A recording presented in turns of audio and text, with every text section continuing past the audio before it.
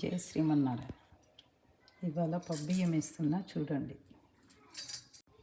Bowl తీసుకొని oil వేసి తాలింపు గింజలన్నీ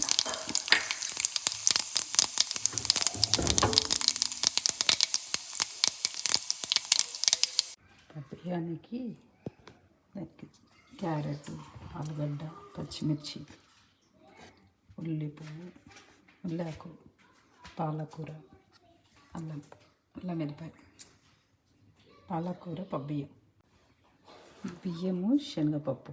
దీంతో బాగుంటుంది చేసుకోండి. తాలింపులో అల్లము, పచ్చిమిర్చి అన్నీ వేసుకోవాలి. ఇవన్నీ వేసుకొని కొంచెం ఫ్రై కావాలి.